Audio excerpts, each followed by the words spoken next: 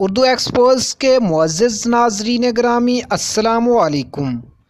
بنگلہ دیش میں انسانی حقوق کے لیے کام کرنے والی تنظیم ادھیکار نے اپنی رپورٹ میں کہا ہے کہ بھارت کی بارڈر سیکیورٹی فورس BSF نے رواں برس 25 شہریوں کو ہلاک کر دیا۔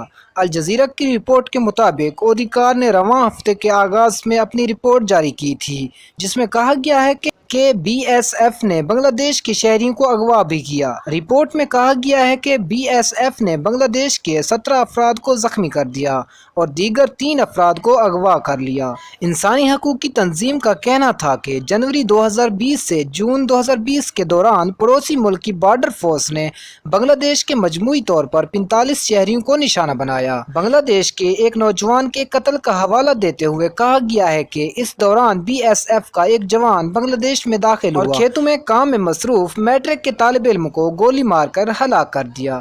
مقامی میڈیا کی رپورٹس کے مطابق بنگلہ دیش کے سرحدی ضلع ٹھاکر گاؤں میں 19 اپریل کو 16 سالہ شیمون رائے کو ہلاک کر دیا گیا تھا۔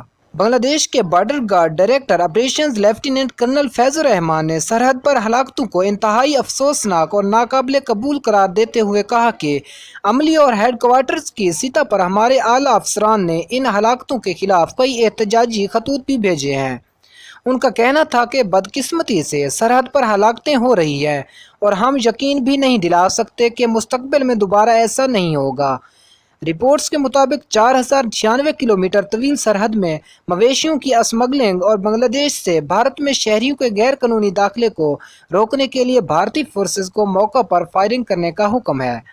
BSF کے اعلیٰ عہدیدار SS گلیریا نے ادھیکار کی رپورٹ پر جواب دیتے ہوئے کہا کہ بنگلہ دیش کے کم از کم 10 شہری سرحد کی شمال میں ہلاک ہوئے۔ SS گلیریا نے کہا کہ یہاں سرحدی جرائم سب سے زیادہ ہیں، جہاں بنگلہ دیش کے اکثر شہری نوجوان میں بطور منشیات استعمال ہونے والی شربت کو ذخیرہ کرنے کے لیے آتے ہیں۔ ان کا کہنا تھا کہ بنگلہ دیش نے شربت پر پابندی عائد کر رکھی ہے، لیکن نوجوان اس کو بھارت سے حاصل کرتے ہیں۔ بھارتی عہدیدار نے مزید کہا کہ فورسز نے گزشتہ برس کم از کم 6 سے 8 ہزار افراد کو واپس کر دیا تھا۔ ان کا کہنا تھا کہ صرف ان لوگوں کو مار دیا جاتا ہے جو جرائم پیشہ ہوتے ہیں یا پھر ہمارے جوانوں کو قتل کرتے ہیں۔ BSF کے کم از کم 9 جوان رواں برس اس غیر قانونی سرگرمیوں کو روکنے کے دوران زخمی ہو چکے ہیں۔ SS گلیریا نے کہا کہ گزشتہ برس ہمارے BSF کے 3 عہدیدار ہلاک اور 45 زخمی ہوئے تھے، جبکہ جرائم پیشہ افراد ہماری جانب سے اپنے دفاع کے لیے کی گئی فائرنگ سے ہلاک ہوئے۔